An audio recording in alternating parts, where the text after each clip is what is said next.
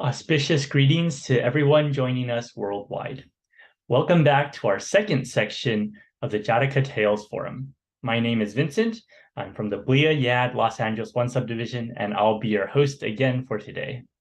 In case you missed out on our first section and you're wondering what we're discussing here, I'm going to take a little moment just to give everyone a little bit of a background. So a group of our North American YAD members participated in a class series over the past few months. And we are very fortunate to be able to invite Venerable Yolu, who's actually currently in Taiwan, to help us oversee this series. The main topic of this series was the Jataka Tales. So it all culminated into this forum that we're hosting in two parts. So one was last week, and you're listening to the final section right now. In these classes, the participants not only studied and presented various Jataka tales, but they've also taken an extra step in connecting it back to their own experiences. Now, before we can talk more about the Jataka tales, we do have new panelists this week, so I'd like to take some time to introduce our panelists.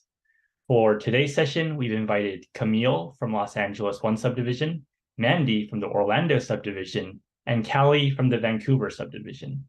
Let's give each of our panelists a brief moment to introduce themselves, their current position within their subdivisions, how long they've been in YAD, and maybe just a few words on how or why they joined YAD. So I'll start by introducing myself. My name is Vincent, and I am the Los Angeles 1 advisor. I've been in YAD for probably half my life, so easily over 10 years.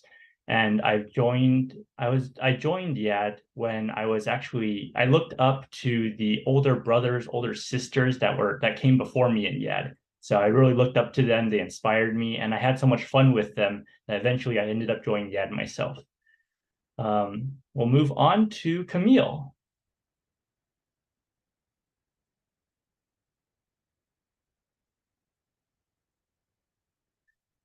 Well, it looks like Camille might have some technical issues right now. Is she back? Camille, are you back?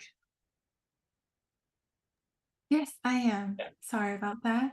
But my name is Camille. I am the current Los Angeles 1 YAD Vice President. I've been in YAD for about 7 to 8 years. And I joined through being a kid at Temple and just slowly transitioning over to YAD as I was a former kids camp goer and a high school volunteer in the kitchen. And I also have family in YAD. So it's a lot of influence, and I'm happy to be a part of YAD. Thanks, Camille. Next, we'll move over to Mandy. Hi, my name's Mandy. I'm the Orlando YAD's current president. I actually grew up at the temple for all my life, so a bunch of my older brother and some of his friends, they kind of influenced me in the way I grew up at temple, and I've always wanted to be just like them. So whenever I had the chance to, I would follow them around temple, acting like I was a junior YAD member. And once I finally joined about 5 years ago, I've been staying in ever since. Thank you, Mandy. Next, we have Callie. Hi, my name is Callie, and I'm the current Vancouver YAD president. So I've been a part of YAD for about like 15 years now. Like Mandy, Camille, and Vincent, I grew up at Temple by going with my parents, my aunt. They really influenced me to join, participate in different activities there, like the kids class. And I kind of moved up to being a YAD member afterwards. And the reason I stay with YAD right now is because of the friends I made through YAD, like not just in Vancouver, but across the globe as well. And also how Humanistic Buddhism has impacted my life. Thank you, Callie. And we're actually very lucky we have Venerable Yolu over here as well. It's our instructor for this class series. Venerable Yolu, can you give us a short introduction of yourself? Hi, everyone. I'm currently serving at the International Affairs Department in the Buddha Museum in Taiwan. And I'm looking forward to your presentations. Thank you for inviting me here again. Thank you, Venerable. So we're glad to have all of our panelists and the Venerable here today. We're excited to hear all their stories and their experiences. Now we're going to get back to the topic of the forum. So just like last week, we'll be talking about the Jataka tales. And if you weren't able to listen in last week, you might be wondering, what are the Jataka tales? And this is a very valid question, because I think most of us, as the students of this class, we had that very same question on our first day of joining the class. When we joined, we had no idea what the Jataka tales were, and it's not a term we hear often. So it does have to do with the life of the Buddha. And when we talk about the life of the Buddha, we often think, oh, Prince Siddhartha. He was a prince and he escaped the palace and renounced. He became ascetic. And through the practice of the middle path, he eventually became the Buddha. And that's true, but the Jataka tales actually recounts the previous lives of the Buddha. So this is before his enlightenment, before breaking free of that cycle. Now, there are over 500 of these stories, and they depict the Bodhisattva, who in the future will become the Buddha. So we might use that term interchangeably, the Bodhisattva and the Buddha, but they depict the Bodhisattva in all sorts of different scenarios. Sometimes he's a king, sometimes he's a man, sometimes he's an animal, and he just has all different types of stories. So the Buddha used the Jataka tales to give examples to teach his disciples the Dharma. And many of these tales, especially the last 10 Jataka tales called the Mahanipata, relate to various paramitas.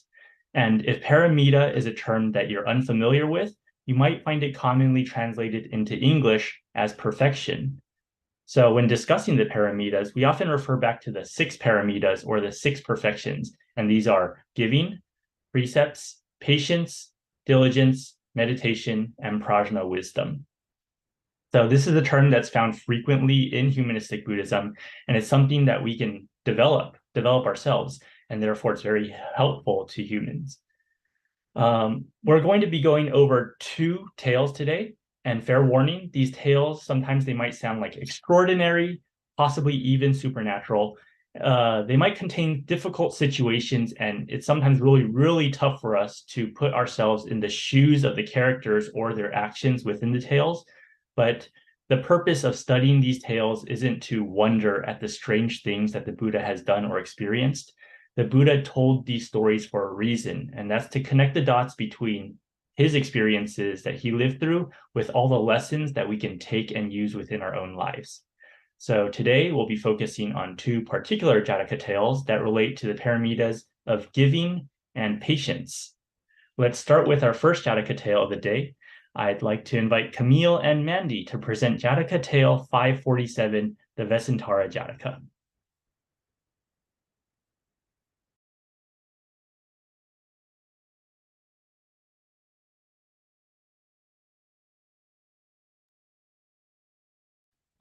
Auspicious greetings, Venerables and YAD members. I'm Mandy Tang from Orlando YAD.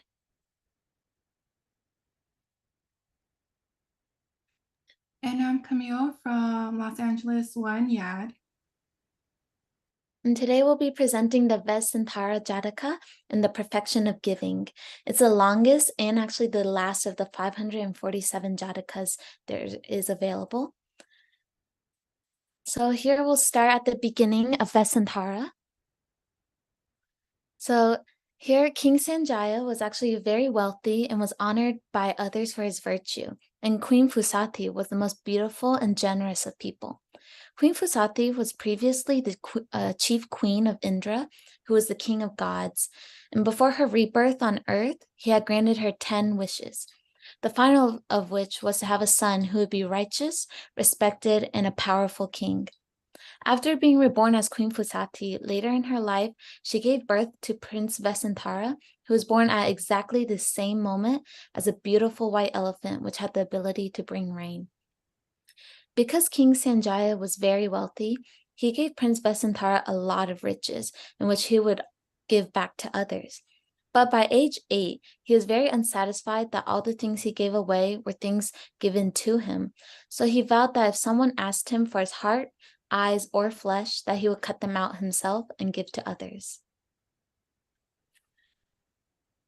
When Prince Vesantara reached the age of 16, he was strong and handsome and was therefore married to a beautiful princess named Madri. In time, they had 2 children, a son named Jali and a daughter named Kanajina. Eventually, though, it did come time for King Sanjaya to retire to a life of meditation and for Prince Vesantara to succeed his father as king. Soon after he became king, the neighboring kingdom of Kalinga asked to have the white elephant so that it could bring rain to Kalinga instead. And so, seeking to attain perfection, Prince Vesantara gave them the elephant. Naturally, though, the people of Sivirita were angry at the loss of their precious and beloved white-bringing elephant, and they petitioned King Sanjaya to return to the throne and to send Prince Vesantara into religious exile instead. Madri and their children followed Vesantara. Though before he left, Prince Vesantara had held a goodbye almsgiving and distributed vast wealth to all who asked. The next day, he left in a carriage pulled by horses, and along the way continued to give out jewels to anyone on the road. Along the way, he met some Brahmins who asked for some jewels, but Vesantara already gave them all out. So instead, he also gave away his carriage and horses to them. Due to this, Vesantara and Madri walked and carried their children on their hips. Though finally reaching their destination, they started to live celibate lives on the mountain called Vamka. And here we're going to meet Jataka. Jataka was an old Brahmin known for his extreme greed. Amitada was a faithful wife to him because she had been well brought up and understood her duties, but he was very demanding. And at last, after enduring a good deal of teasing and scolding from the village woman, she insisted that she asked for Jataka to bring them servants. Jataka did not have enough money for this, so Amitada suggested that he go to Mount Vamka and ask Vesantara for a slave. Though being old, Jataka did not want to take the journey, but for his wife he agreed to go. The journey for Jataka was not easy. He had to ask around to where he could find Vesantara, but people got upset and said greedy people like him were the reason for his downfall. Though the gods wanted to support Vesantara's generosity and help Jataka get on the right path to find him. The next morning, after Jataka had reached Vesantara's home, he waited in the forest for the perfect time to talk to Vesantara. All the while, Madri had a terrifying nightmare the night before Jataka came, one of which told her about someone coming to take their children, though Vesantara told her not to worry about it, and Madri thus fell back asleep. Later in the morning, Madri went out to the forest to do her chores, and that was when Jataka and Vesantara finally met. Jataka asked Vesantara for his children, and Vesantara agreed without hesitation. After some more discussion, Jataka wanted to leave right away, but Vesantara asked him to at least wait till the children's mother came back so they could say goodbye. But Jataka said no. And then Vesantara gave him another idea to bring them back to their grandfather and collect a large reward. But again, Jataka said no because he needed them to be slaves to make his wife happy. The children were horrified to leave and tried to hide in a pond, but Prince Vesantara followed their footsteps and immediately ordered them to come out. And finally, he gave Jataka the children, who tied them up and led them away. More than once they escaped and returned, only to be given again to Jataka. Though to make the journey easier, some gods did come down while Jataka was sleeping and changed appearances to look like their parents, which gave them some comfort. Meanwhile, the gods overseeing Prince Vesantara marveled at his perfect generosity.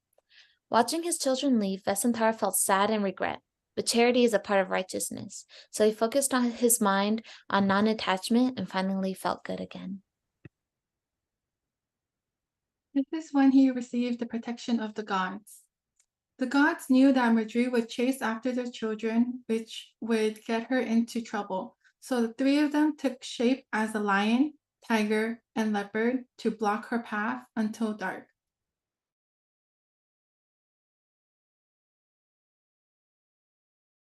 The children gone and went around to go find them, but at the end, she found no one. After searching all night, Madri passed out in front of Vesantara. After coming to, Vesantara told her what he had done and assured her that they will see them again someday. Madri understood his desire to give away all that he had, and soon her sorrow turned into joy for Vesantara's future bliss. Seeking to test the limits of Prince Vesantara's generosity, the god Saka transformed himself into an ugly Brahmin and appeared before Prince Vesantara. "May I have your wife?" he asked. And so Prince Vesantara, seeking to become perfect, gave Madri to the ugly Brahmin, who was Saka, in disguise, and once again the earth shook at the gift.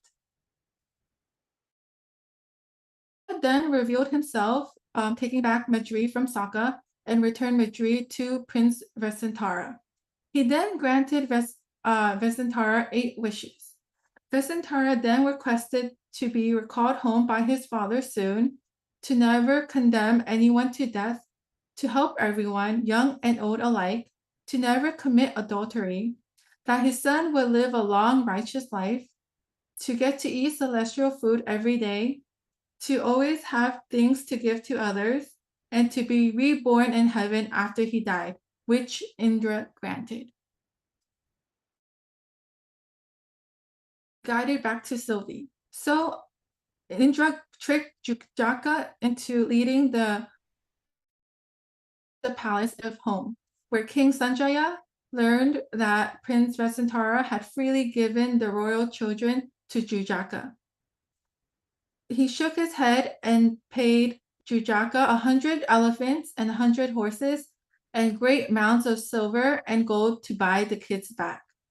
The evil Brahmin Jataka was very greedy and gluttonous, so he took all the money and brought a great deal of food. He ate and he ate as his stomach grew larger and larger until it exploded. And then he descended into hell after the explosion. Coming home, the children told their grandparents, the king and queen, about their difficult life in the mountains and how their mother had to work hard every day. King Sanjaya was filled with remorse and ordered his commander-in-chief to prepare to bring Vesantara and Madri back to the kingdom. After a long march to Mount Vamka, the family had reunited together, and Vesantara forgave his father, and by popular demand, he was crowned king again.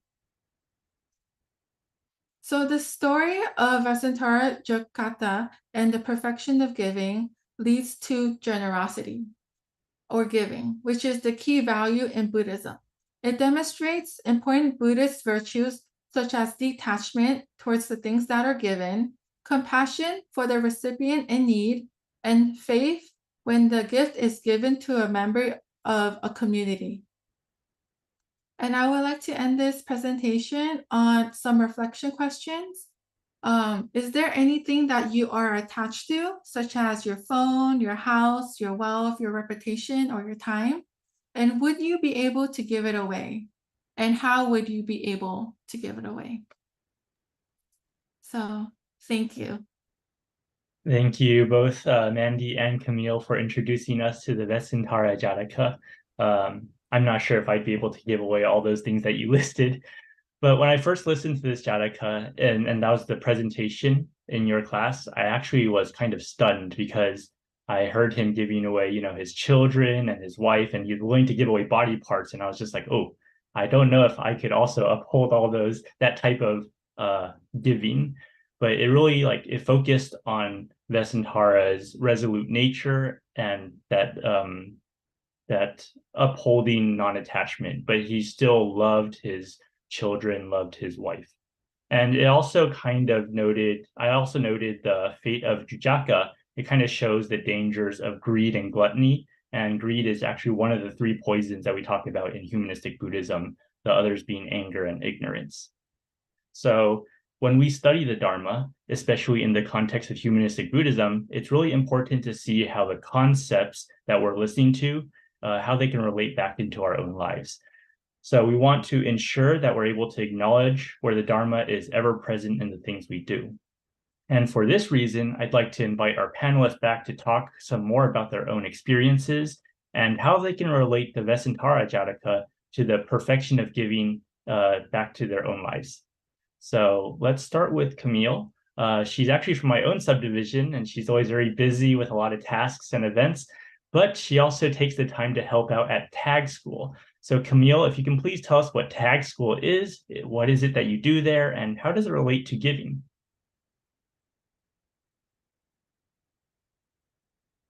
Yes, thank you, Vincent, for the kind introduction. So the way I practice giving in my 20s is giving energy by teaching and creating lessons plan to tag school. So tag school, if you don't know, is the 3 Acts of Goodness school at Shilai Temple. It's every Sunday and it's 10 classes per term. I currently teach the youth class, which is ages 13 to 15. And it's just the age range before they are able to join YAD. So hopefully this can provide like an easier bridge into YAD, hopefully. But I teach students basic Buddhism in relations to the 3 Acts of Goodness. So coincidentally, last term, I taught my students on the 6 perfections, which is the topic of this forum. And this term, the spring term, we are talking about the Noble Eightfold Paths. And with giving with Tag School, I give time and I volunteer at Tag. It allows me to give away my sense of self, because the sense of self is rooted, is the cause of like all sufferings, because you're only thinking about yourself and your self-interest. And especially in current day society, a lot of times society tells you to value yourself and make sure that you do everything in your best interest, especially when you are in your 20s. A lot of people say that your 20s are the best years of your life because you have this amount of freedom to do whatever you wish. And it's basically your time outside of school to fulfill your dreams and goals.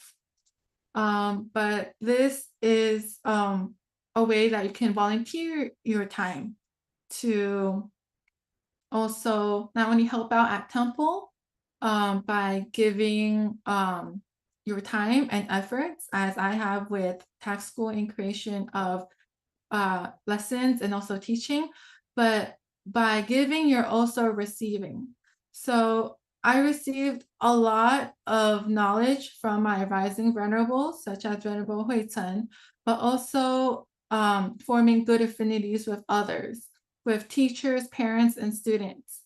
Because the practice of generosity not only removes our greed, but also increases our affinities with others as we form connections with more people around us through these acts of generosity. And this ties into the Vesantara tale, which Vesantara gives away the white elephant to the neighboring kingdom of Kalinga. Because he gives away this white elephant, he forms a good affinity with the kingdom of Kalinga. Yeah, I absolutely agree in the way that giving in that way, it actually opens you to a lot of opportunities and it forms a lot of good affinities. And yeah, many of the best people that I know are those who are like, they're very willing to help others. They're very willing to give. So I think people also have misconceptions on giving. When they think of giving, they often think of like donations, so giving of money or food or valuables. But like you said, it can also be giving time and giving energy, and that's not easy. Like you said, young people, they're always so focused on work and school. They have extracurriculars. They have like personal hobbies and interests, and sometimes they just want to stay up to date with their social groups or social circles.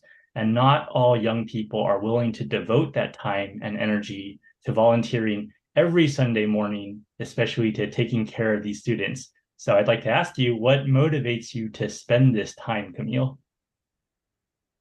Yes. So originally when I volunteer, I love working as a team. So as you can see by the pictures, most of the times when I volunteer, it is very team-based, right? Having friends and forming good affinities with others is such a good feeling, especially when you're giving your time, right? So I also truly believe, as cheesy as it sounds, that teamwork really makes the dream work, and volunteering in the team is fun for me. So for example, volunteering not only for TAG, but for YAD kids camp, retreats, putting up Lunar New Year decorations, Shillai Temple Day of Giving, like that was the start of my motivation. And how I keep motivated is having an open mindset on time. Like I said, I do make lesson plans every week that are pre-approved by the Rising Venerable. So I have to make it beforehand so it can get approved and like adjusted according to the expectations of the administrative team at TAG. So with this is just trying to balance out my time well between work, friends, family, and temple. And I also have the mindset of if your life and time is 100% and you give away 5% of that time to volunteering, it's not that much because you still have 95% of your time left. But also like an easier way to think about this is since I volunteer every Sunday morning, if you think about that in relations to the week, it's only one morning out of the 7 days. So that's that's a small percentage. If you think about it in like a monthly or yearly basis, that percentage is even smaller because you would think about 3 hours every Sunday for that whole month. That's only like 12 hours to teach out of that whole month. So that fraction, when you think about it, is not a lot if you have that mindset. So it's just making sure that you have an open mind and an open heart while volunteering. Because if you do think that, oh, when I volunteer, it takes away my entire Sunday, right? You won't be happily volunteering when you have that mindset. So just having an open mindset keeps me really motivated to keep volunteering at Temple and teaching at TAG. And lastly, since we are specifically talking about TAG, my drive to volunteer at TAG is my short-term goal is to provide them Buddhism classes, right? But my Buddhism classes, I want them to kind of focus on the aspect of daily life because my students are from ages 13 to 15, which they're around the middle school and early high school age where they're making decisions for themselves without their parents' like guidance. So I want to make sure to provide Buddhist lessons where they'll be able to use it in life because in life is pretty difficult to navigate. And I want them to be able to use my class as a resource to be able to make wise decisions when they come across challenges. And then my long-term goal for YAD is I want them to be at home at Temple, like when I was little. So I grew up at Temple. Temple made me feel like it was my second home. And I kind of want to provide that to my students to allow them to feel what I felt when I was little. And I want to also give them that experience that I have. So that is also a form of giving, just like sharing my experience and giving that like chance for them to experience what I have because Temple has helped me grow up and get me through some difficult times in my life. Thanks, Camille. And I find it really interesting when you say, oh, it's just like a tiny percentage of my week, because that's like a very mathematical or practical way to view your time. I also like seeing that you're not being like very selfish about your time. To you, the Sunday mornings aren't like, oh, this is my time, I don't want to waste it on others. You're able to portion out those percentage of times for other people. So I think it really showcases your like devotion and your open mindset to giving. And actually when you're doing TAG, you're teaching the youth, and the youth are actually, I think, really hard to teach. I think children are very difficult to teach because I've had experience attempting to teach children the Dharma, and it gets really tough to get them to focus. And sometimes I can say that about young adults as well. Sometimes when you're talking to them about some Buddhist concepts, they're just like, they are zoned out. So I believe that when we teach them Buddhist concepts, it really needs to be a message that they can understand and they can relate to. So in saying that, how do you think we should encourage the next generation to learn about Buddhism and also give back? Yes. So Using myself as an example, I learned the 3 acts of goodness at a very early age. So even as simple as what Master Xing has taught us, the 3 acts of goodness can be used to give. So for example, the 3 acts of goodness are do good deeds, speak good words, and think good thoughts. So if you practice these small acts of kindness for do good deeds, you can give your time, effort, and skill. For speak good words, you can give praise, support, and confidence. For think good thoughts, you can give a smile, rejoice with others, and just have a positive attitude. So learning the 3 acts of goodness simply is also learning giving as well. And I have some pictures of myself when I was little. I went to a kids camp to learn the 3 acts of goodness. And this is what encouraged me as a little kid to give and to practice the 3 acts of goodness. So attending your local kids camp or your local Dharma school at temple, or practicing the 3 acts of goodness in your daily life is a really good way to encourage little kids or even young adults to practice giving. As also, since this is a knowledge taught in class, I want to kind of point out the difference between knowledge and wisdom. So the knowledge that I've gained when I was little is kept inside my heart, but I also want to be able to practice that wisely. So this is where my wisdom comes in from all the past knowledge that I have gained, because knowledge is gained, but wisdom is practiced, right? So since I was a little camper at kids camp, I actually put my lessons that I have learned into practice. So I volunteer at kids camp, and this is also a way for me to give back, because I believe gratitude and giving goes hand in hand together. When you give, you feel gratitude. When you have gratitude, someone is giving, right? It's a very 2-part system. So this is basically a circle. So you can learn the importance of giving by also learning the lesson of gratitude. And when you are grateful for something, the wanting to give back is the feeling of happiness and peace, because you want to give out what someone gave you. So for example, for kids camp,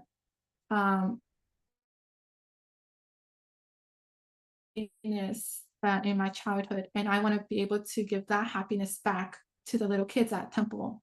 And a little bit more simply, you can practice it in daily life, because it's very common to give kindness back, or like a little trend going on that the person in front of you will pay for coffee for you, and you will pay for the coffee for that person behind you. And that chain of kindness goes on and on and on. So it's a very, I guess, dual system between gratitude and giving. And for those 2 lessons, those are very interesting ways to teach younger youth on how to give back, or just to simply give with those lessons. And then I would also like to end with a quote from Venerable Master Xing from his book, Buddha Dharma Pure and Simple. He says that generosity is not all about money. It's about forming affinities such as sincere praise, a compassionate mind, a nod or simple greeting, and a helping hand are all ways to give joy and happiness to others. These warm, beautiful moments in life are far more meaningful than monetary giving. Thanks for the last quote, Camille. And yeah, I'm glad that you mentioned that you kind of want to pay this forward, because that's also how I feel about YAD. Like I said earlier, I was really inspired by those who came before me, and they really taught me a lot. And even though I hadn't realized what they taught me at the time, And it almost feels like it would be selfish of myself if I were not to give those same opportunities and teach the other YADs who come after me. So again, thank you so much for sharing, Camille. Next, I'd like to move over to Mandy. And Mandy is just like Camille, you're also giving your time and energy. Unlike Camille, though, yours is focused a bit more on the elderly. So would you mind elaborating at what you do in like the nursing homes that you go to? Yeah, actually, I'm growing up. I'm sure many of us have been taught to respect your elderly, to kind of listen and learn from them, and to understand that not everything's always black and white. And, treating everyone equally and with good faith is actually a form of giving I'm pretty confident I'm good at. And giving back to the community is a really big part of YAD. And back before the pandemic happened, I used to go to my local nursing home to volunteer after school. And I remember always being so scared to start in the very beginning because I was a very shy person and I didn't want to do something like wrong on accident or have some of the elderly people not like me. So I was always kind of scared and always second thought things. But the more I was there and the more I interacted with them, the more I thought that, spending time with them, it was kind of like spending time with my own grandma. And I kind of treated them how I would as like my own family. And it really made our bond stronger and made me more confident and outgoing with them. So, it did take some time getting used to it, but eventually they did start to remember me because I was working in the Alzheimer part of the nursing center. So it was much a surprise when they started calling me by my name and remembering me as the one who would constantly come over every week. And it got to a point where they actually got excited to see me and talk to me. So it was really fun. And it's not said as much as you would think, but I learned after working at the nursing home that not many of the elderly who get put into there, they're not often visited by a lot of their family members, which is really sad. And actually, one story I remember quite vividly is a lady and her family were visiting one of their family members in the elderly home. And they were talking to me because they noticed me walking around and volunteering. So they said that volunteering there was very brave of me and how not many people could do that and how it was hard for them to constantly go there every time. And I couldn't really understand it because I spent a lot of time growing up with my grandmother and kind of taking care of her in a sense. So it really saddened me. So yeah, it really saddened me. So I went every week multiple times sometimes, and I love talking with them and listening to their stories about, some of their past situations, and it's very entertaining. And it actually encouraged me to work harder to create a happy time with everyone so they enjoyed, being there. And at that time, because I was underage and I was also volunteering, they weren't able to give me many hours to go by because I was also still in school. So the times when I didn't have school, like on weekends, I would go by a little longer, stay from the morning to like afternoon times. And it's always really fulfilling making them laugh. And I remembered once we had like a little dance party together. So it was really funny watching them all dance. And I created a lot of bonds with them. And I'm kind of sad I'm not able to go back as often because of like my current daily life and also because of the pandemic. They're very picky about who comes in and all that. So I didn't want to risk it as well. Thank you so much for sharing that story. Yeah, I remember also our own YAD when we used to perform at convalescent homes, and there's like a bunch of elderly patients, and they'd be very excited to just be able to interact and connect with people. And when you're dancing and you're like right in front of the elderly and you can see them smile and like kind of not really clap along, but they're kind of like patting their own leg or something. It's like they're following along and they're getting that interaction. And also the nurses there would be like relieved, and they'd also be like very hyped that our group would be there helping out. So it really gives those elderly like something to look forward to, which I think is really touching. And you being a YAD president, you probably have seen like plenty of interactions at your local temple. Can you share any stories on acts of giving or maybe people or ideas that really inspired you? Yeah, there's been so many different acts of giving that were done at the temple, and many revolve around our temple community and how we all work together to give back to everyone. And actually, here at my temple in Orlando, we've actually adopted an elementary school called Rock Lake Elementary. And what we do at the temple is we help fundraise some money to provide the students to be able to go on field trips. And we would do around holidays, we would do a little food drive, school supply drive, or gifts as well for them. And I remembered watching everyone bring in things. Even my own dad, he'd carry a lot of like big bags to bring it back to the temple, and I was always questioned how he got it, but he would knows a lot of people. And it's funny how, or not funny, but it's amazing how everyone comes together and what we can do as a community. And the children are always so glad to like see us and like bring things back to the school, because sometimes they don't have many things to give to the students, and sometimes it's really hard in like a poor community to kind of provide what they need for a good education. And some field trips that they go on, they'd actually go to our temple.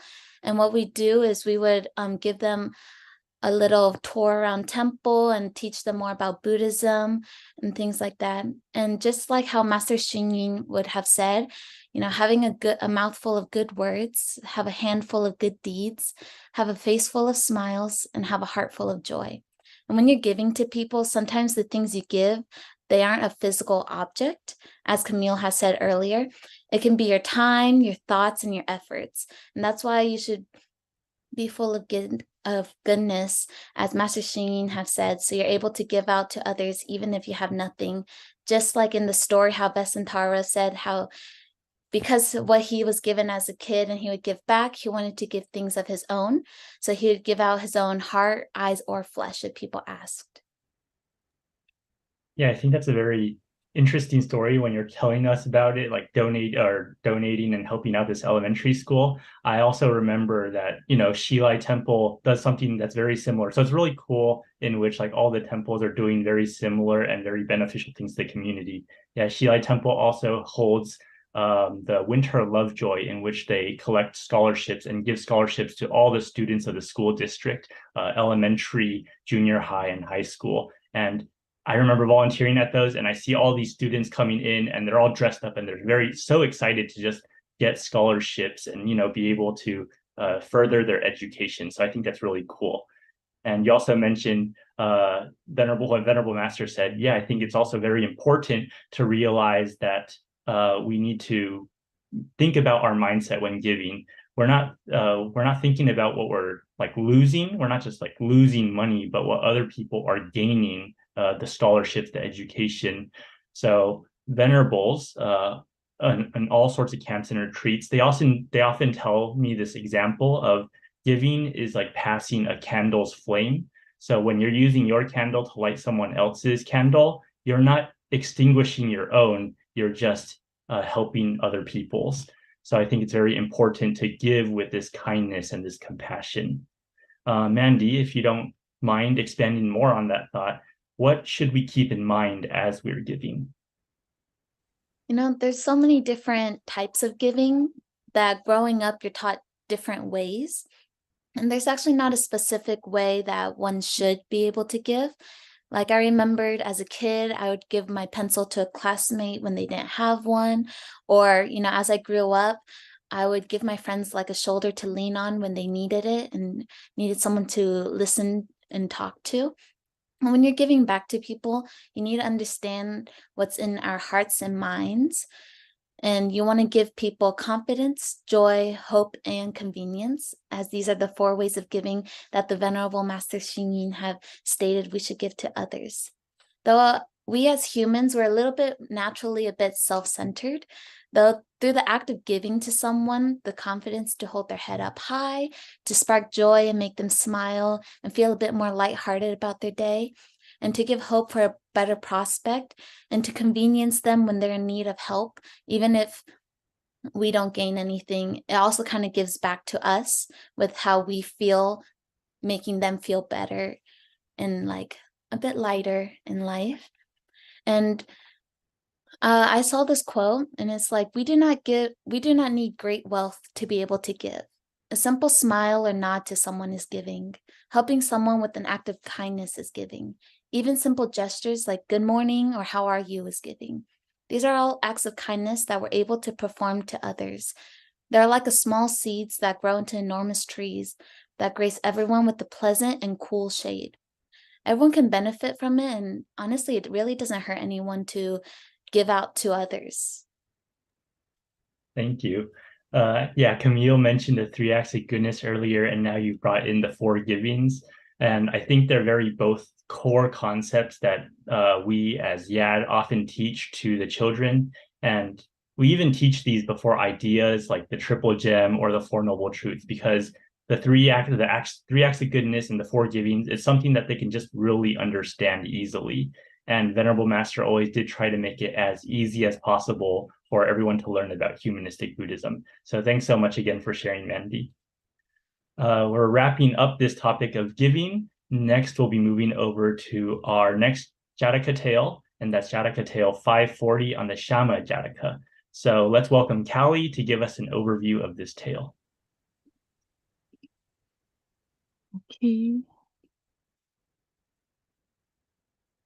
Hi, so this is the Sama Jataka, and it's on the perfection of patience. And it's also known as Jataka Tale 540. So it starts off with Dukulaka and Parika, who were children to 2 village chiefs who promised to wed their children when they were older. So they were very special children who were both celibate and devoted life to purity. However, they were still married against their will, despite their protests. So with much persuasion after the marriage, they were able to live in the Himalayas as ascetics. So Indra, the king of gods, saw how special these 2 were and actually provided them with a very comfortable living. So he ensured the couple had fresh food, clean water, and shelter. But he also saw a future of the couple's tragedy. So he tried to convince the pure couple to conceive a child. However, the couple refused. They wanted to remain celibate, but Indra found a way for them to have a child while remaining pure. Thus, the Bodhisattva was born. So when the Bodhisattva turned 16, tragedy actually struck his parents, and they lost their sight due to karmic reasons. And without hesitation, the Bodhisattva devoted himself to caring for them. So he put up ropes around their living space so his parents can walk freely. He gathered all their food for them, making sure they were able to eat healthily and still do their daily routines. And he also took care of his parents' every need without complaint, nor did he feel frustrated about his situation. He just accepted it and did as he should as a son. However, one day, the king went to the Himalayas to look for deer to hunt. So while he was waiting in hiding, he saw the Bodhisattva by a river, and accompanying him was a deer. And that deer was so calm, and he also helped the Bodhisattva. So the king was astonished. He was surprised. So how is this possible? Is he a Naga or was he a god? Unsure of how to approach the Bodhisattva, the king only thought of the one way he could only think of was to shoot him. So he used his bow and arrow and he shot the Bodhisattva. So while the Bodhisattva fell to the ground and bled in the river, instead of screaming in pain or anger or crying for help, his first thought was to ask his attacker to review himself and why did he shoot him. So the king stepped out and lied about missing his shot that was meant for the deer. So despite knowing he's going to die, he shows patience and tolerance towards the king who did him wrong and also lied to him, not blaming him once for the cruel deed that was done. Instead, his only thought before he lost consciousness was to ask the king to care for his parents for the rest of their lives. So out of guilt for harming such a benevolent being, the king vowed to care for them. Oops, that was my bad. So the goddess saw the tragedy unfold and convinced the king to keep his promise to care for the parents, because if he did, he would go to heaven and not hell.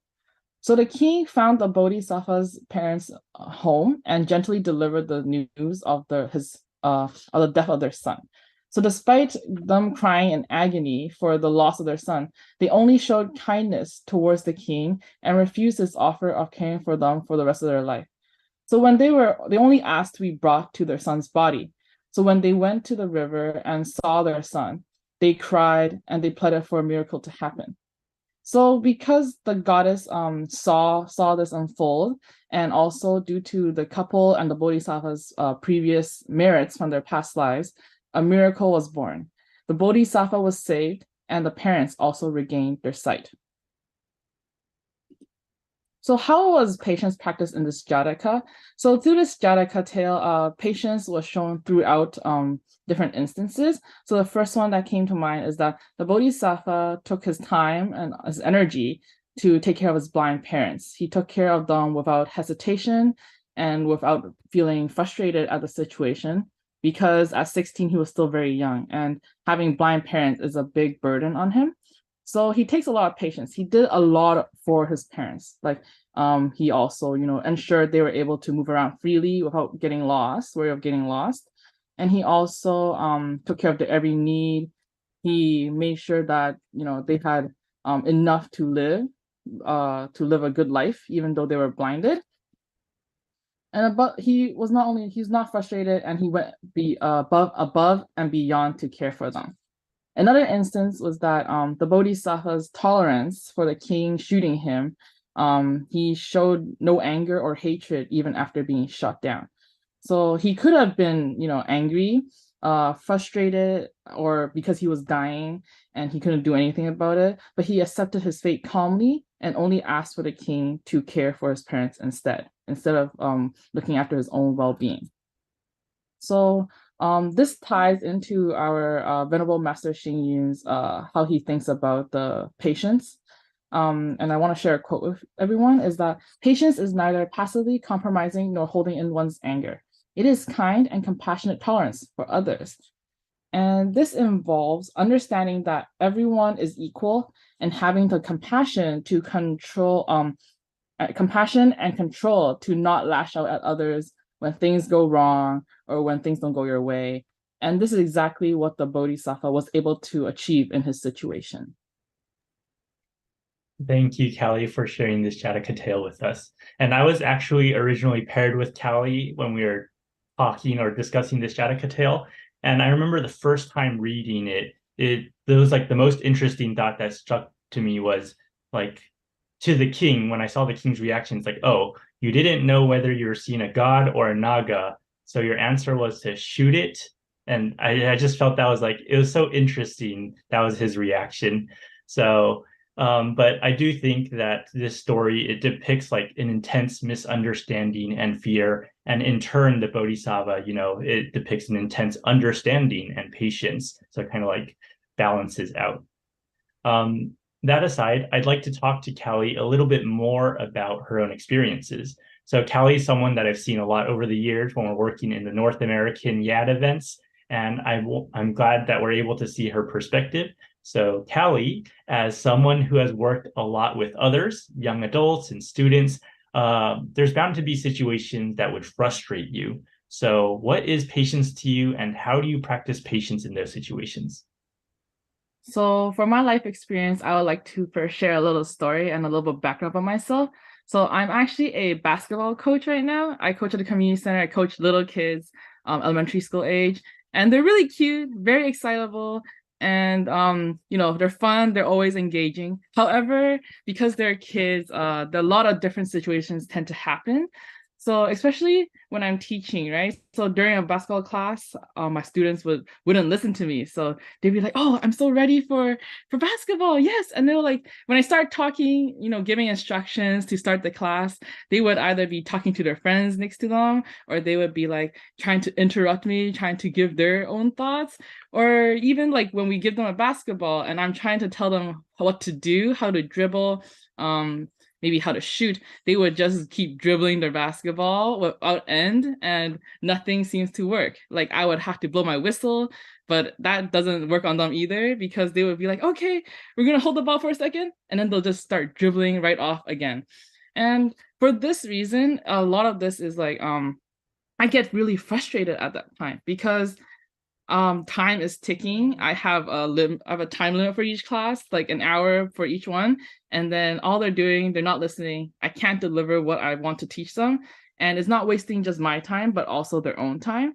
And that really, puts me in a spot where I'm like, what am I gonna do? I need to get this moving. I need to get everything going. And I'm just really frustrated. I get really irritated sometimes because no one is listening. So I tell myself I have to calm down, need to breathe, and also need to wait. So that's the thing. It's like they're testing my patience. So what I do is I breathe in deeply and then I just stay silent and wait. Because I feel like sometimes when they realize I stop talking, they will all stop what they're doing and they'll listen to me better.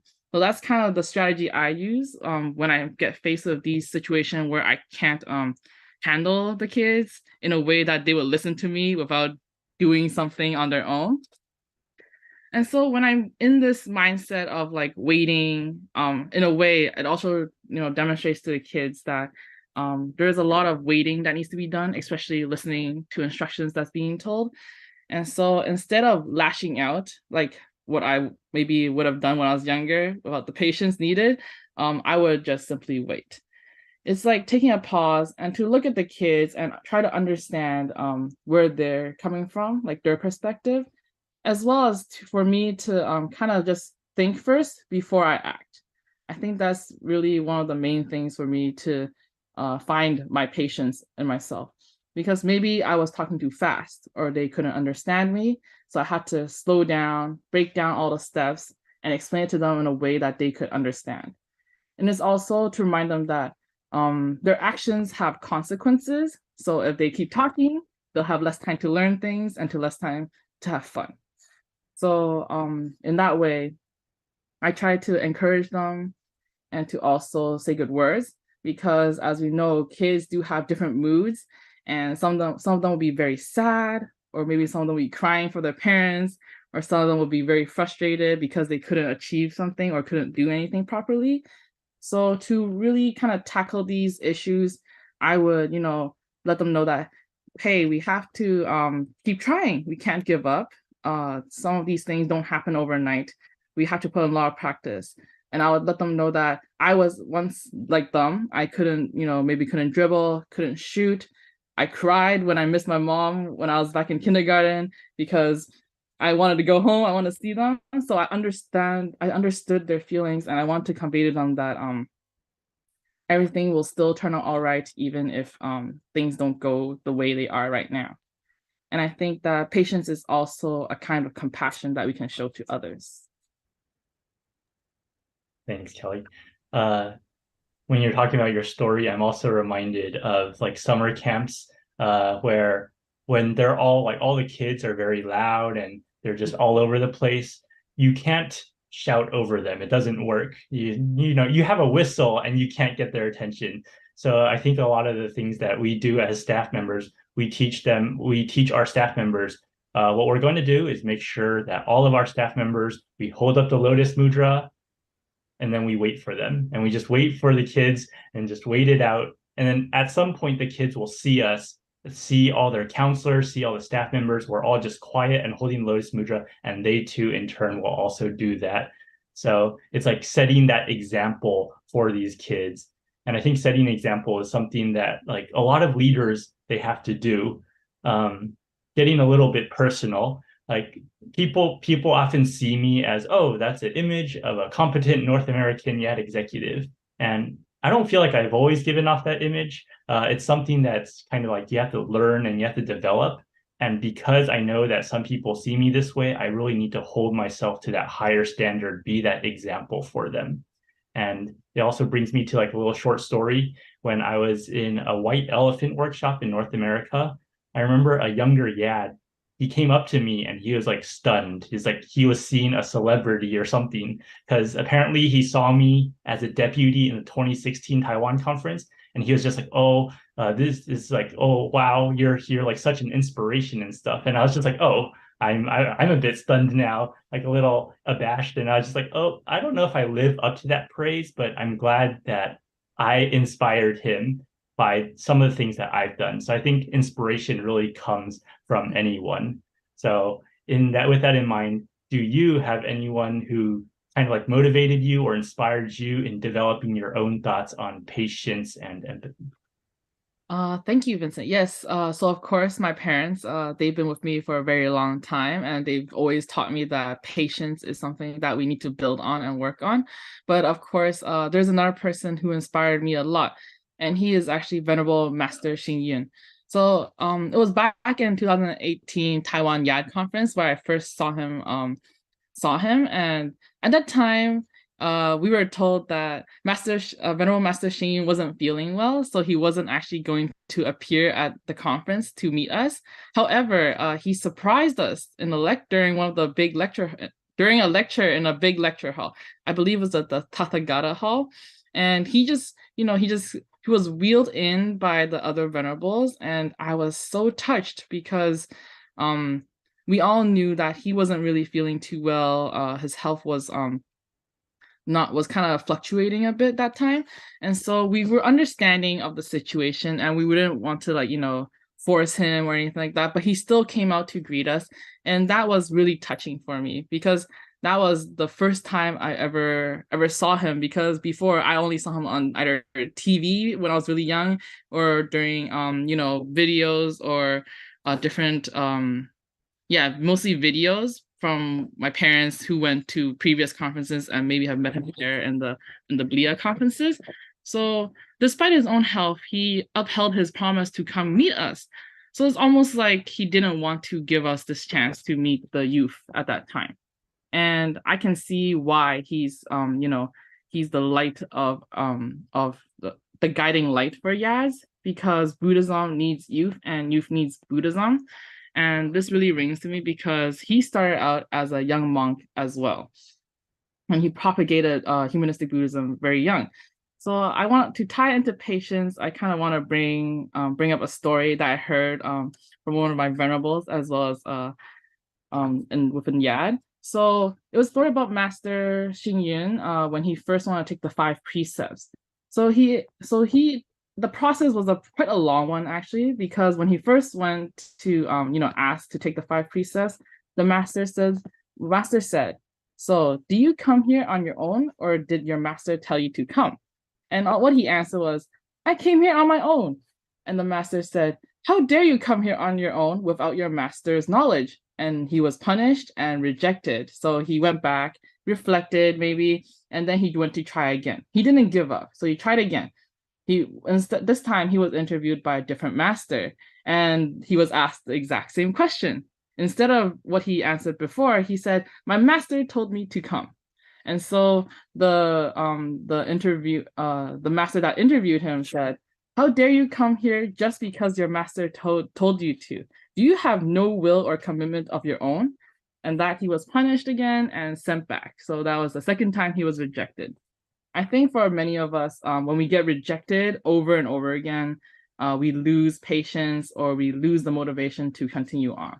But Venerable Master Xing Yun, he tried again. Even for the 3rd time, he went again. This time, when he was asked the same question, he answered, "I wanted to come, and I got permission from my master," but he was still punished and sent back. And he kept trying and trying.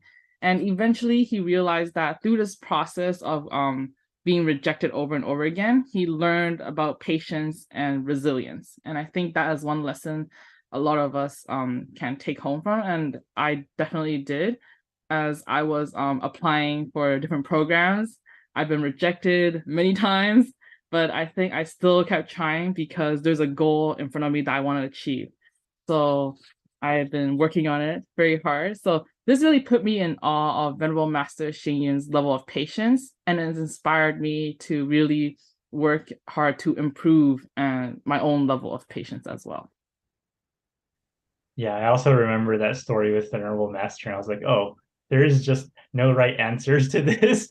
But yeah, Venerable Master is really inspiring, and I think he was always very adamant about, education and learning. So I think many people don't know, but the first building in Fo Guang San wasn't actually the main shrine. It was the Buddhist college. That's how dedicated he was to education. And Venerable Master was always like looking for new methods to teach, whether it's like through sports, through basketball, through music. So he formed the Buddhist choir. He just found as many ways as he could to teach people about Buddhism, humanistic Buddhism.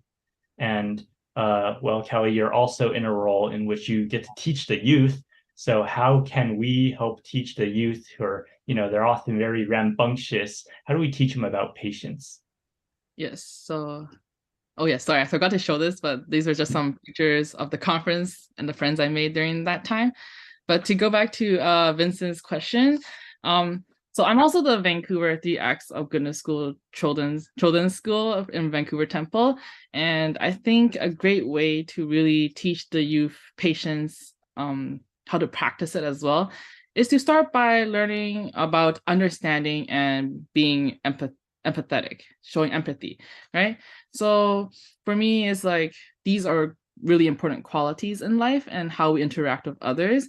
And for example, when kids come up to me feeling sad, frustrated, angry over certain issues, maybe between classmates, or maybe they couldn't finish a craft on time, then I would at least try to, first understand how they're feeling. Like maybe we can see where the problem is, figure it out together, and to just show that, we care. And also, if they're missing their parents and they start crying, then we can at least console them in a way that they can understand us. So I would try to, they were crying, I would, maybe take them to the side and then try to, see what's going on. Like, what's wrong? Why are you crying? Is it something we can fix? Do we really need to call your parents to come pick you up right now? It's just kind of like to just show these little acts of kindness as well through your patience and understanding of, maybe they didn't really understand you. Because I think a lot of kids in temple, they also have a language barrier sometimes, especially for the young ones. Maybe we were speaking English and they couldn't understand and they became frustrated. So we try to kind of learn from them as well as, teaching them. Because by interacting with kids, we get to understand how are they thinking and then what are ways that work to help them reinforce their learning as well. And then in terms of being empathy, I just want to, hold on. Yes. So to kind of just, break it down into steps for them, especially if there's very complicated artwork that we're doing or craft, then you break them down step by step, making sure everyone can follow, and then have all the youth that are teaching around you to also work together and get everyone to keep up with it is very important.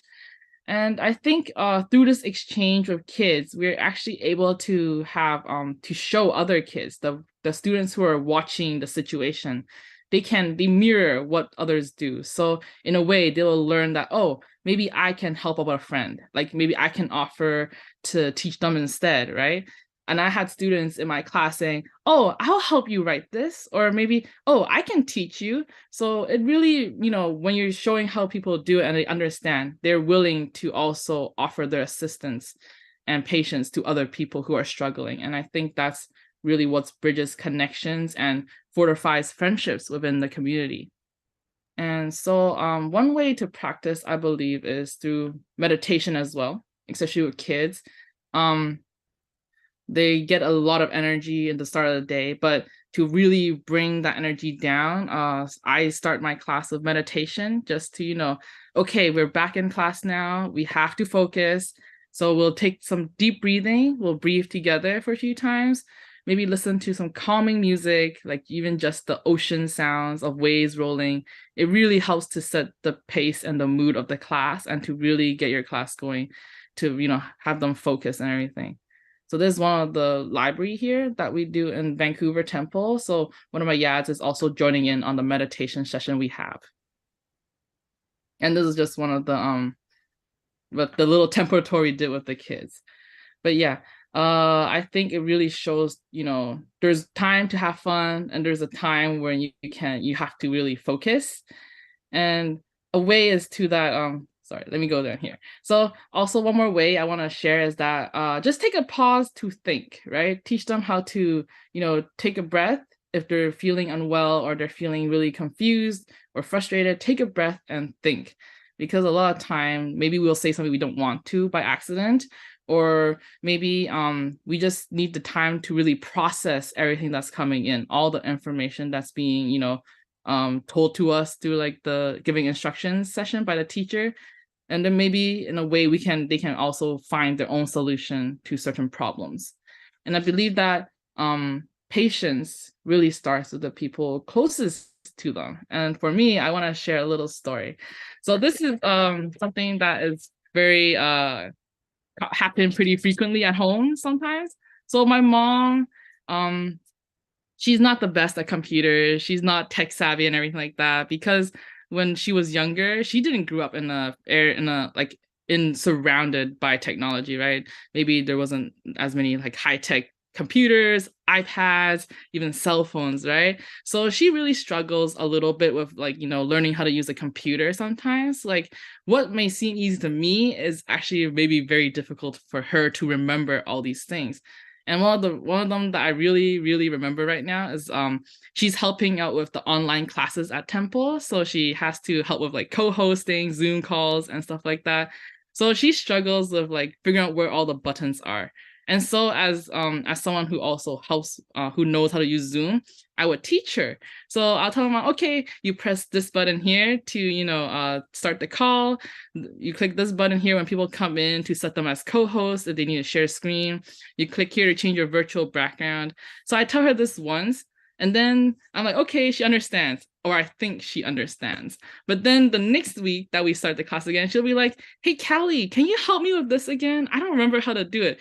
And I'm like, but I just taught you last week. So it's like this kind of repetitive cycle that happens again because she doesn't use a computer often. And I can't really blame her for that, because for me, I use the computer every single day, but for her, maybe like every twice a week, 3 times a week, not often, right? So I would have to like, keep repeating and repeating, and I would feel frustrated because it's so easy, but she doesn't understand, or she just doesn't like, understand enough to do it on her own without me being present. So, but then at that point, I had to, hold in my feelings and really just kind of think, because I have to understand that she didn't grow up like I did, and maybe what she's struggling with, I can help her with, right? And I just need to, keep my patience and then offer that helping hand. And not only do I not, end up with an argument with my mom, I also get to, maybe create some fonder memories with her by helping her. And then also just show that I care. And then also really build a stronger relationship, because she can lean on me whenever she needs help with, and I can lean on her because I know I can lean on her when I need help with certain things. So this is like kind of like really like sharing in a way, like this patience that we're having is for each other and for the people around us. And I think it's really important to really work on patience building, especially starting from home. And then you can build your way out to your friend circle and then to the rest of society. Yeah. Thanks, Callie. Yeah, I've also had those experiences of trying to teach people how to use technology, so I could relate to your story. It's not easy, but they just don't grow up like we do, so I can understand that. Well, thanks again for sharing, and that's going to conclude our panelist sharing. Since we're wrapping up the Jataka Tales Forum, we're especially grateful to have all of our panelists here today, not only to share the tales themselves, but also their own experiences. And I'd like to invite actually our instructor for the series, Venerable Yolu, if you want to give us a few words. Yes, thank you, Vincent. Thank you to all panelists. Your presentations are wonderful. Thank you for sharing them. Because I think we are slightly over time, right? So I'll just go through some, I'll just give some comments very quickly. For the first Jataka on the Besantara Jataka by Mandy and Camille, your presentations are very good. You have very wonderful pictures and images in your presentation. And I think we can also see the importance of this Jataka from these images, especially in Southeast Asia and in China. We see a lot of murals and a lot of drawings on this Jataka, and it goes to show how this Jataka was being emphasized in this part of Asia. Vesantara Jataka is the last Jataka that relates to the life of the Buddha before he actually became the Buddha, right? It was the very last rebirth before he became, before he became the Buddha. So this Jataka is particularly very important because it shows the perfection of giving. Okay. And especially it shows how he was able to give something away, something that is difficult to give. And for him, when he came to this particular lifetime, he would have perfected his giving so much that there is nothing that he couldn't give away. And the most difficult thing to give away, if we think about it, what would be the most difficult thing to give away? It would be probably the parts of our body, right? Or our loved ones. Okay. So in this Jataka, he gave away his wife and his children. So let's not consider the issue of whether it's ethical to give away your wife or your children. But when the situation arises for him to give away his spouse and his children, I think for a normal person, it's extremely difficult to do that. But he was able to do that without any hesitation. And it goes to show how well he has perfected his practice. In the story, the reason why he lost his position as a prince was because he gave away the white elephant, right? The white elephant is in Indian culture is a symbol of divinity and royalty. It's a very important symbol for the Indians. And so the question I had in mind was, would Prince Vesantara, being the prince, would he not be aware that if he give the white elephant away, he would lose probably the trust of his people? So I'm sure he's aware of that, since he is the prince and knowing that the white elephant has such a symbolic importance in Indian culture. I think he risked losing everything when he gave the white elephant away. Okay, so I think that's something that we should think about when we practice giving. How to what extent do we practice giving? Do we practice giving to the extent of even losing everything that we might have as a result of this practice, right?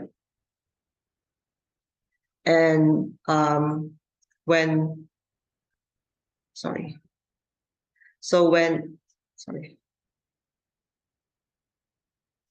he was traveling out from the palace, he was moving towards the mountains, right? And then he kept on practicing giving. He gave his possessions little by little away until he gave everything away.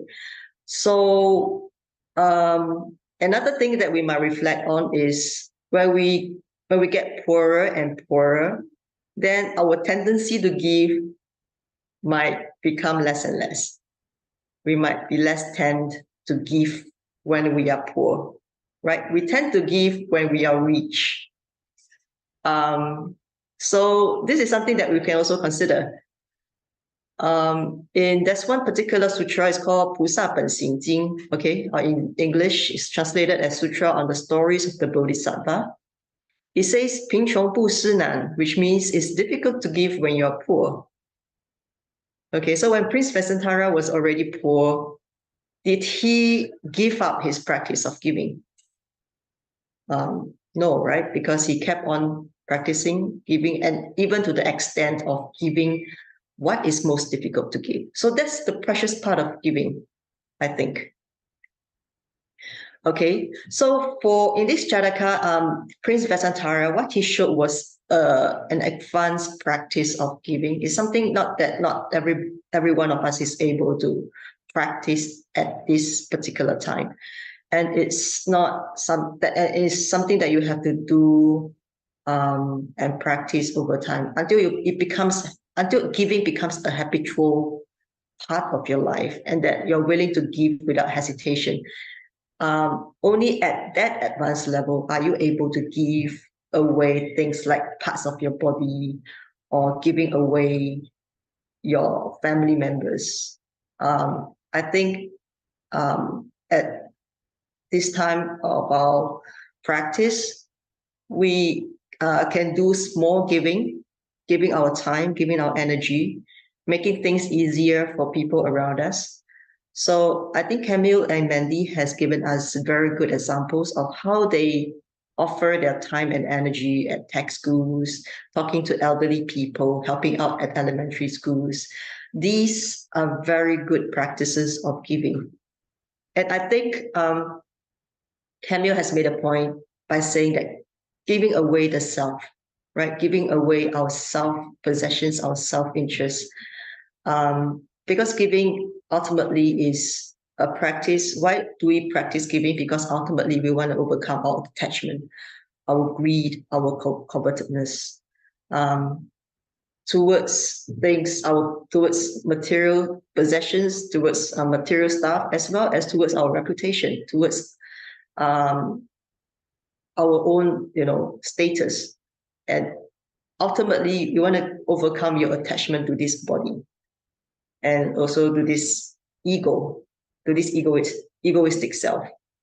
So it's very good to see that you're able to practice giving at such a young age. Please keep going and make it a part of your life. Because this is what many of the texts also say in Bodhicattva, a text by Shantideva. It's one of my favorite texts. I also recommend that you read this text because it's a text that talks about perfections. And so in the Bodhicattva, he says that you should start with small giving, okay? And then as you accumulate your experience, there will be a time when you'll be ready to give away your parts of the body, right? So yeah, that's my comments for the Vesantara Jataka. Next, I'd like to move on to the Siyama Jataka, number 540 on patience, which is presented by Kelly. Kelly also did a very good presentation, and particularly I like how she was able to clearly show how patience was being practiced and cultivated in this Jataka. It shows the instances where patience was practiced by each of these characters in the Jataka, and I think that was very clearly explained and presented. And this Jataka is also very important because the first question that came to my mind was, how would I have reacted if I have been shot by the king? Okay, so that also is a reflection on how when we get attacked or criticized for no reasons in our lives, how do we react? So normally we feel angry, we feel discouraged, right? And so this is how patience should come in as a practice. So I'm also impressed by your practice of patience as a basketball coach. And also how you are able to practice, not just practice patience, but how you are also able to teach young children on how they should practice patience and passing these practices to them at the tech school, which I think is very important because we are not just learning about these perfections for our own benefit. We should pass these practices on to the next generation and to other people so that these practices become not only just part of our lives, but also part of their lives. And then, eventually everybody will be able to do such practices. And that is also the Bodhisattva's attitude, right? The Bodhisattva's attitude is not to only do these practices for our own benefit, but to pass them on to other people, right? And I particularly like the point that you make about patience on how we should take a pause to think. Because when we are angry, we tend to be irrational. So Again, I like to quote from the Bodhicharyavatara, which you translate into English is Bodhisattva's way of life. Shantideva says that when you're angry, you should be like a stone. Okay, what does it mean by be like a stone? It means that you should not talk and you should not act in that moment when you're angry. And if we think about it, yeah, it's quite true, because when we're angry and we act and talk, we tend to regret what we do and what we say after that, right? And I think the example of your mom is also a very good example that you brought up. Your mom is a very good teacher for you to practice patience. I also have a staff member who keeps asking me the same questions over and over and over again. So for me, I think she is a teacher for me to practice patience. And so I think for every one of us, we have people who are always pushing our buttons, right? Always trying to irritate us. We need to regard these people as the best teachers for our practices of patience. Okay, and I also want to say that I also enjoyed the part where you talk about Venerable Master Hsing Yun. Okay, and because I think he is a perfect living example of how we should practice the 6 perfections. Right. But in general, I think what the Jatakas are trying to teach us also is to assure us of the good consequences that will come with these practices. So in the case of the Vesantara Jataka, in the end, the family got back, right? The family of the Prince Vesantara got back together again as a family as a result of his practice. And then also in this Siyama Jataka, Siyama was able to regain his health, and his parents also, regained their eyesight. And so these Jatakas are assuring us that, and giving us the confidence that if we are able to do the practices, we can be assured of the good consequences that come after that. Okay, and also we should also look at the roles of the characters in these Jatakas. We should not see, Jujuka as somebody who's bad, and we should also not see the king as somebody who's bad, because if we look from a broader perspective, when we are practicing giving or when we are practicing patience, in the practice of giving, you need to have a recipient. In the practice of patience, you need to have an enemy. So you can't practice giving or practice patience just on your own. You need to have somebody to practice with. Okay, so in the case of the Vesantara Jataka, Jujuka is somebody who has made the condition for Prince Vesantara to perfect his practice of giving. And then in the case of Siyama, the prince was that person who has helped perfected Siyama's practice of patience. Okay, and so through these Jatakas, I think they also show us to what extent we can perfect our practices. So we might think that, we are doing very well already with our practices. We might think that we are already doing very well with our practice of giving. We might think that we are already doing very, very well with our practice of patience, until we read these Jatakas, right, and see, that's to what extent we can still perfect our practice. We still have a long way to go. Okay, so, and I want to compliment you, all the panelists, for exercising the 6 perfections in this forum, spending your time and energy, and also overcoming your frustrations in the preparation of this forum. And I have learned a lot from your presentation. And I also hope that you bring these teachings and these inspirations from the Jatakas and apply them into your lives. And I also hope that this forum continue as an annual event. Vincent is such a good host, and all of you are such good presenters. I think there are endless lessons to learn from the Jatakas. So hopefully we get to listen more from you. So thank you very much for these 2 sessions. So on behalf of the class and the forum, thank you, Venerable, for taking time out of your schedule to help guide us. And again, I'd like to thank all of our panelists. Thanks to all the staff behind the scenes. And thank you to all of our viewers who came online to join us today.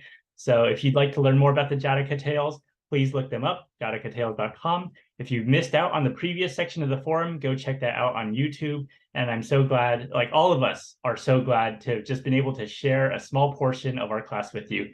Thank you all and good night.